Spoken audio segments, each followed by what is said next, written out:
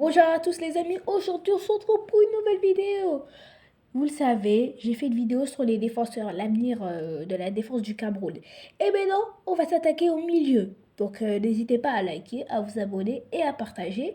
Bon visionnage, c'est parti. Le premier joueur, c'est d'abord Steve Régime Voué.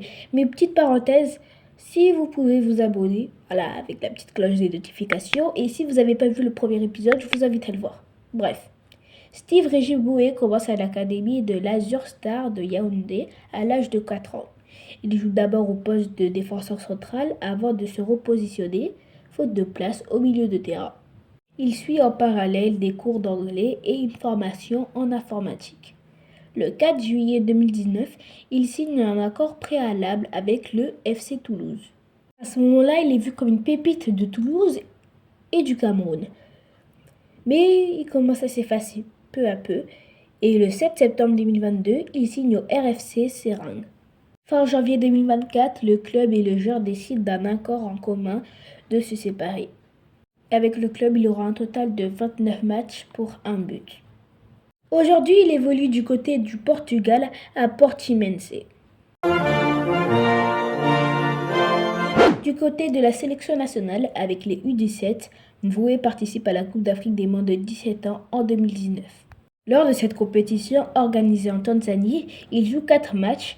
Il se met en évidence lors de la phase de poule en inscrivant un but et une passe D contre la Guinée, puis délivrant une autre passe D contre le Maroc. Le Cameroun remporte le tournoi en battant la Guinée en finale après une séance de tirs au but. Il se voit nommé homme du match à 2 reprises contre la Guinée en match de groupe et lors de la finale. Quelques mois plus tard, il dispute la Coupe du monde des moins de 17 ans qui se déroulait au Brésil. Lors de cette compétition, il joue 3 matchs avec un bilan peu reluisant de 3 défaites.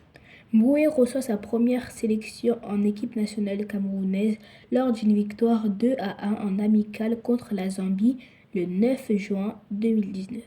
Et en 2023, il a même été convoqué chez les U23 pour disputer 2 matchs de qualification à la Coupe d'Afrique des Nations U23. Steve Régime-Voué est rapide, technique et a une vision de jeu de malade. Sincèrement, il nous faut ce profil dans l'équipe nationale parce que je sais que Kémen, voilà, ça a fait le taf pendant un moment, mais ça y est, il a 27 ans. Au bout d'un moment, il faut regarder dans l'avenir et sincèrement, c'est vraiment un joueur à suivre. Voilà. Si vous voulez regarder des matchs du Portugal, je sais même pas où ça se diffuse, mais voilà. Il est très très intéressant et à suivre. Prochain joueur, c'est tout simplement Carlos Baleba. Carlos Baleba naît et grandit à Douala dans le quartier d'Aqua. Son père était également footballeur qui a fait un essai non concluant à Saint-Étienne. Il lui transmet sa passion du football et l'entraîne. Il est dans un premier temps formé au Futur Soccer FC où il joue au poste d'ailier. À l'âge de 13 ans, il est repéré par l'école des brasseries du Cameroun lors d'un tournoi où il est replacé en tant que milieu de terrain. Courtisé par de nombreux clubs européens qui voient en lui l'un des meilleurs talents africains de sa génération, il signe en juillet 2022 un contrat avec le LOSC. Il rejoint dans un premier temps le groupe Pro 2 du club. Et en fin de saison 2021-2022, il intègre le groupe professionnel et reste sur le banc lors des matchs de championnat de Ligue 1. Lors de l'été 2022, le nouvel entraîneur du LOSC, Paulo Fonseca, fait appel à lui lors des matchs amicaux de préparation où il fait une bonne prestation. Il s'intègre peu à peu avec l'équipe et commence même à devenir un titulaire. À l'issue de sa première saison chez les professionnels en France, Carlos Baleba fait l'objet d'une grosse vente lilloise du mercato estival en rejoignant Brighton, pour un montant de 27 millions hors bonus. Il y en a, vous avez vraiment la haine contre Carlos Baleba, hein. Surtout depuis la victoire de Simon Adingra avec la Côte d'Ivoire.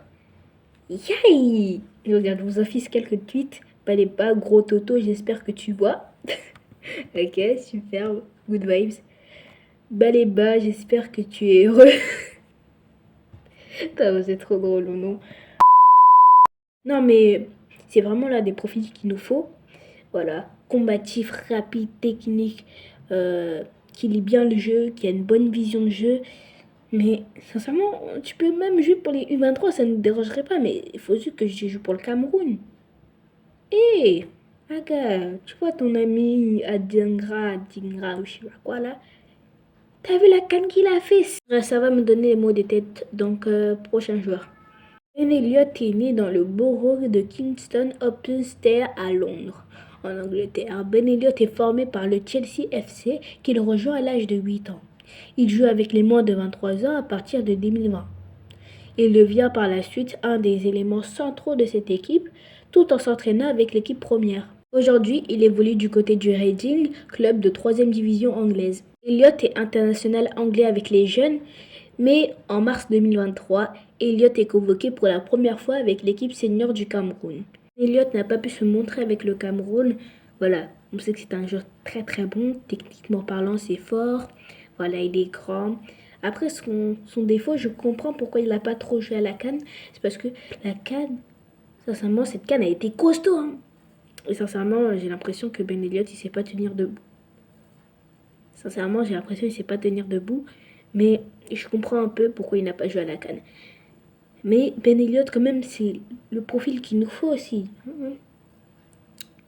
Même chez les 23, il peut redescendre, voilà. Pas besoin forcément qu'il joue avec les A, mais U23, ça peut être très très fort. Arthur Avom est bon. Et ce joueur, voilà, avec un petit gabarit, qui est costaud quand même dans les duels, qui va prendre l'avantage sur sa première touche de balle. Et sincèrement, c'est vraiment un joueur qu'il nous faut, encore une fois, oui. Il a porté le Cameroun à la coupe il y a un an d'ici, à la médaille d'or. Sincèrement, quel Cameroun peut aller à la médaille d'or aujourd'hui, genre? Non, mais dites-moi. Mais vraiment, c'est un joueur à suivre. Il évolue à Lorient, donc voilà. Avant, c'était un ancien du Cameroun, de la MTN Elite One. Et maintenant, il évolue en Ligue 1. Il intègre souvent l'équipe pro, mais il n'a pas joué officiellement. Le prochain joueur, c'est tout simplement Karl Blaise Eta et Young, qui a 22 matchs, 11 buts et une passe D. N'attrapez pas Bavet, s'il vous plaît. Je vous ai dit dans la vidéo des milieux qu'il était repositionné en tant qu'attaquant de pointe, mais c'est quand même un pur milieu de terrain, hein, sincèrement. Voilà, avec les U23 du Cameroun, il a fait quelques matchs intéressants et sincèrement, c'est vraiment un joueur à suivre. Voilà, il a un gabarit imposant quand même, grand de taille et très bon à la finition, très belle qualité de passe et de centre, très bon jeu de la tête et sincèrement c'est vraiment un joueur à suivre. Sincèrement lui, il faut vraiment compter sur lui pour l'équipe A ou même équipe U23 parce que équipe A quand même j'abuse, il évolue quand même avec la deuxième équipe de Cadiz, mais quand même, voilà, c'est quand même un très très bon joueur. Et le dernier joueur de cette vidéo, c'est tout simplement Manhim. Je ne sais pas si je le dis bien, mais c'est un milieu de terrain qui évolue à Bordeaux. Cette saison, il n'a pas trop joué avec l'équipe première, voire pas du tout.